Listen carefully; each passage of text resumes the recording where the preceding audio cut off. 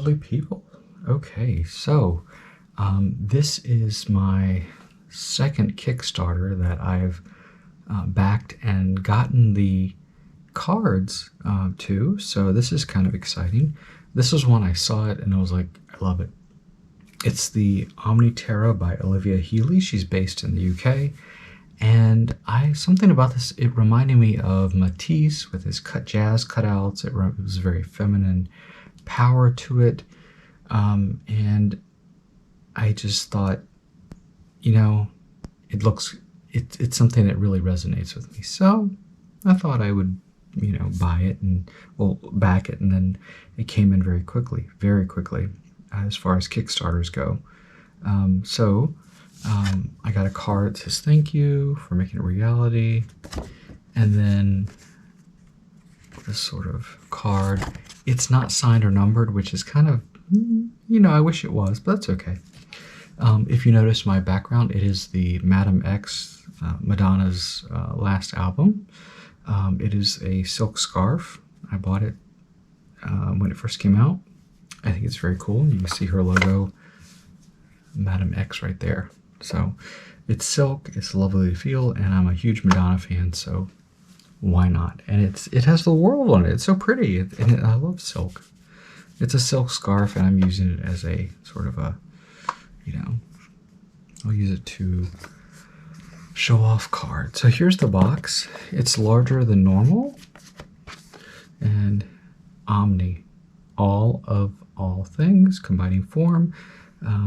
78 cards for divination and self-exploration. You got UPC.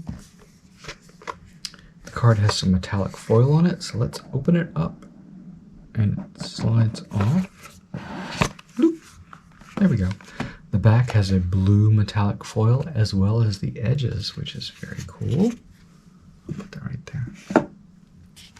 And it's in sort of a... the box has like a little sticker on the bottom that's stuck.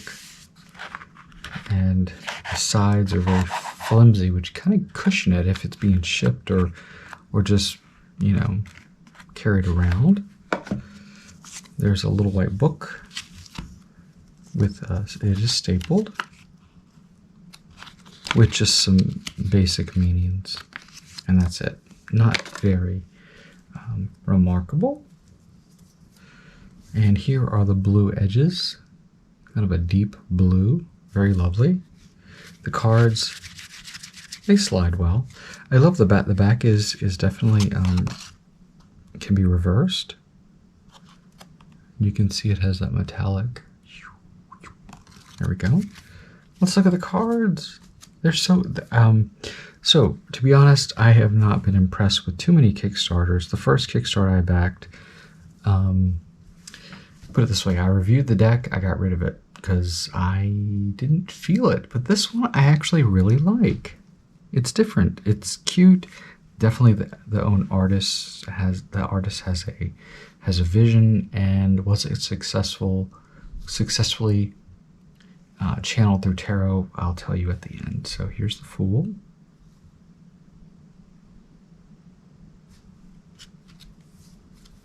Magician. This is a very stylish type cards. High Priestess, a very realized card with the pomegranate. The cardstock is not too thick. It's actually fairly flimsy, to be honest. The Empress, more pomegranates. I love that hair. The Emperor, even the Emperor looks female. There's some of the essential stuff. The Hierophant. Got the keys, the hands. Like that. Actually, I guess it would be like that. There we go. Yeah. The Lovers. There's that snake there. The Chariot. There's no chariot there, but there are some red high-heeled boots.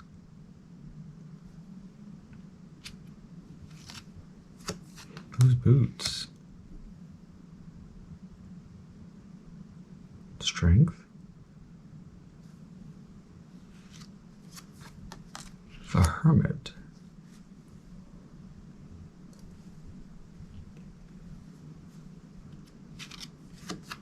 The Wheel of Fortune. I do like the fonts here. The font in the deck is fairly interesting. We have Aquarius, Scorpio, is that Leo, and Taurus. Justice. It's a very interesting card. I love that hair. The hair is like, it's half the body weight right there. But they do remind me of the Matisse jazz cutouts, that he would actually paint the paper, then cut it out to make them. And he was hospitalized when he did them, so he was bedridden, and that's what he did. The Hanged Man, which is, looks like some 50 Shades of Grey bondage right there. Death. Look at that hat.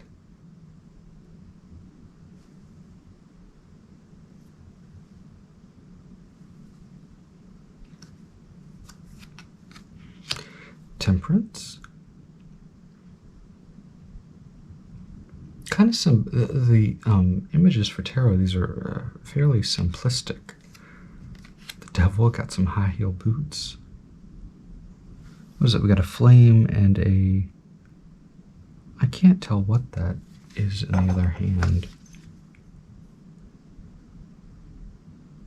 Grapes. I guess it kind of looks like grapes. I don't know. The tower, the head, the top is off.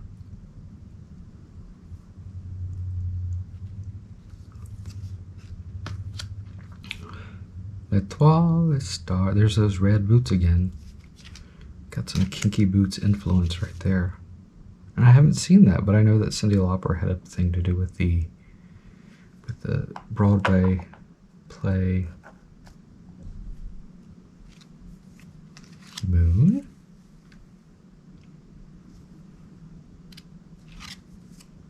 I usually judge a deck by the Moon card.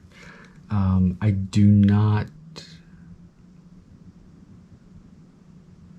don't feel this Moon card is fully realized. The Sun. I love this. Look at, now, why is the Moon so simple?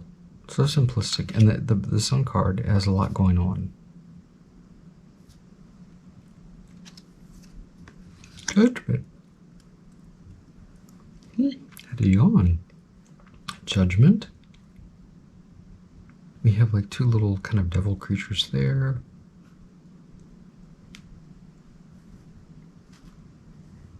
Feels very like an Isis figure to me.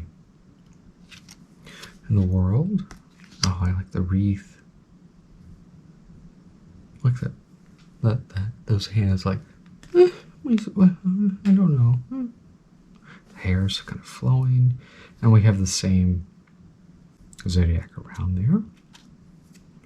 So let's see.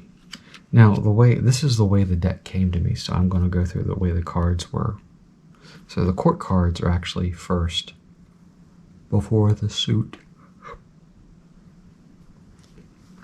Page of Wands. I like this page a lot. Black boots. I love, the one thing that really made me fall in love with this deck is how the sort of thin Giacometti type figure there. I mean, look at the head is in proportion to the boots.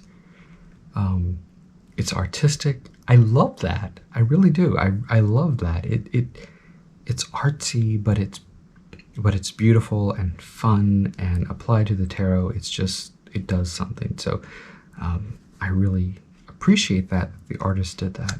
She did a great job, I think. Overall, I think she really, her art, her style is conveyed through the tarot. But the question is it a functioning tarot? Can we use it as a working tarot? Knight of Wands.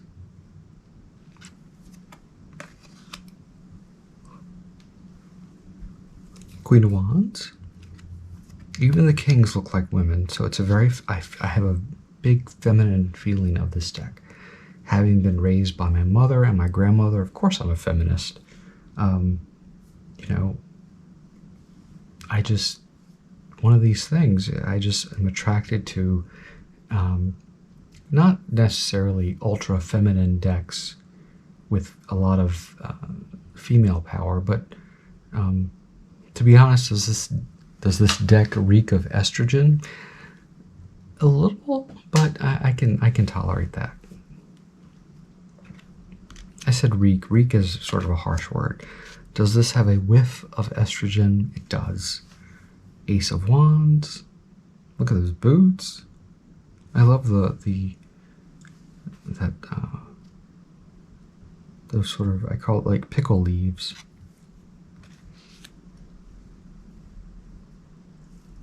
Two of Wands.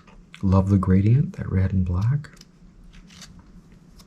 I am feeling there's not a lot of elemental attachment with the different suits.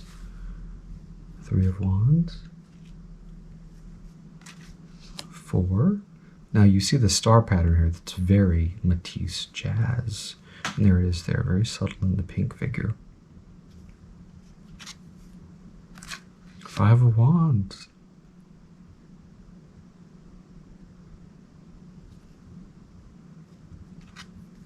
Six. I love this is what makes this deck stand out, I think. We have just a hint of a horse there with the mane.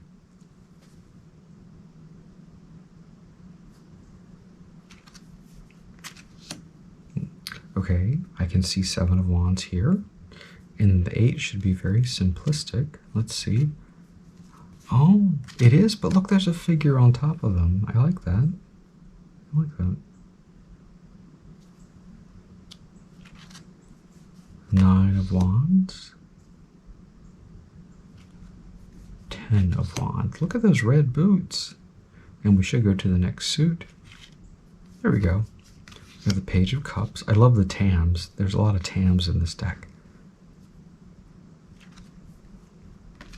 Knight of Cups.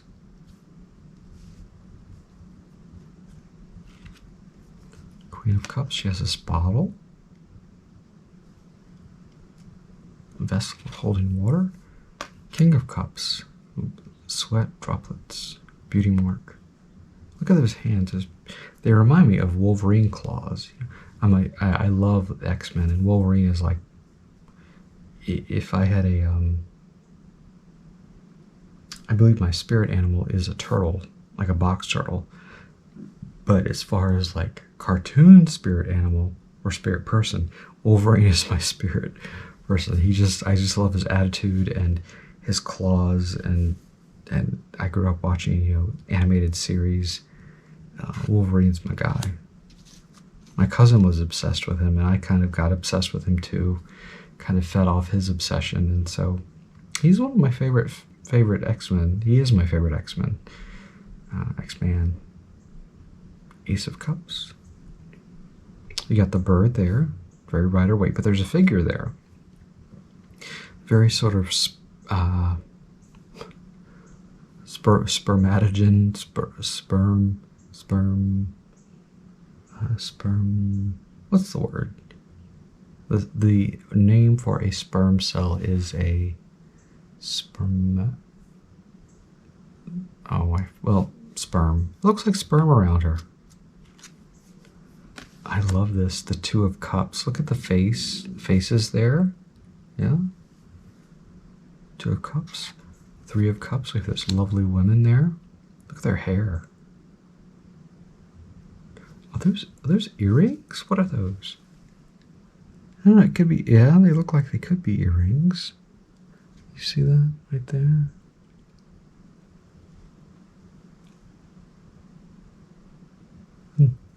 Like right there. It's interesting. Oh. Four of Cups. Kind of. Got symmetry definitely going on there. Five of Cups. We have some tears. 3 are upended. 2, okay, of course, very Rider Waite. 6 of Cups, we have a flower sort of thing. 7. Oh, and all those things. There's a head popping out. Nothing too scary. 8. 9. And 10. That should be the family. So we have woman and man with a rainbow. So I'm getting a feeling this could be definitely a functional tarot if you're familiar with Rider Waite, and it does appeal. It appeals to me to use. Page of Swords got those red boots. She has a tam. The tam reminds me of Patty Hearst, the Weather Underground. And what do you call it when it's when you join up with a group and it's on, you know, it's on the tip of my tongue. What is it when you join up with a group and you can't oh well. I'm thinking everything. Munchausen by proxy, Bader Meinhof group. What? No. They say Jane Fonda had it. Well, maybe. Who knows? When you are not Stendhal syndrome. Good grief. My mind is foggy right now. It's where you identify with the group because you have to, and it kind of influences your thoughts. That. Knight of Swords. Queen of Swords, very symmetrical. Very. King of Swords. I'm getting some Maleficent. No. The Sleeping Beauty, Evil Queen, not Maleficent.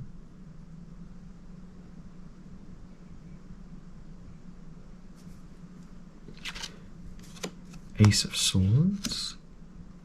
I like that. It's a very Egyptian sort of pose. Yeah, traditional Two of Swords with the blindfold and the moon. Yes, the heart.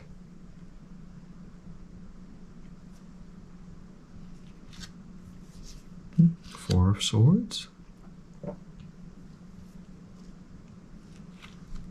Five of Swords.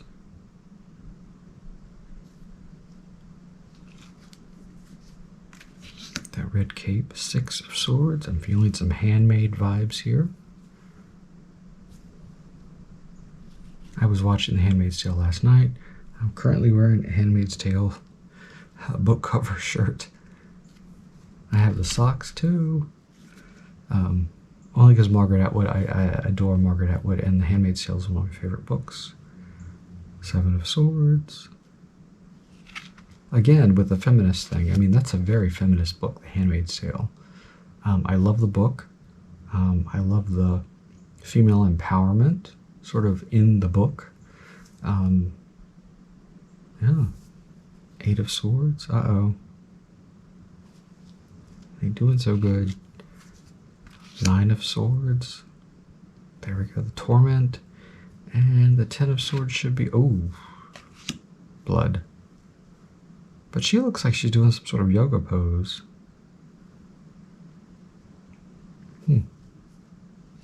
And the last suit is Pentacles. The Earth. She's wearing a tam. We have Pentacles. She's holding it. It is upside down. All of these are upside down, it seems. Let's see. Yeah. Yeah, they're all upside down.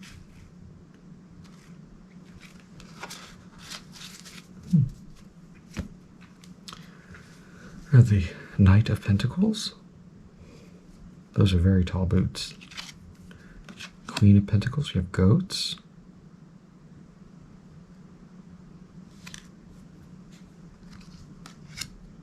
the King of Pentacles. Very Puritan hat. And the faces look a little devious. I love the background there. Two of Pentacles, whimsy. Even the hat is whimsical, and the polka dots lend to whimsy. Gothic arch.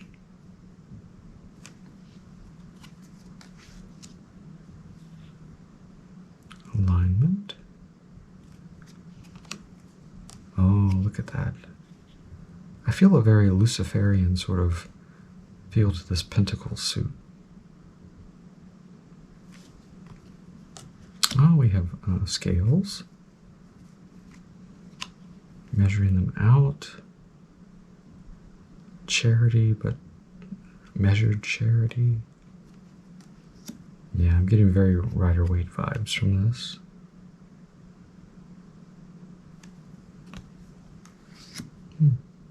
Eight. Oh, there's a bird. 9. In the garden. And 10. So these are glossy cards, but not like overly glossy. You can, there you go. You can see that they're not terribly. The one thing is they are a little thin.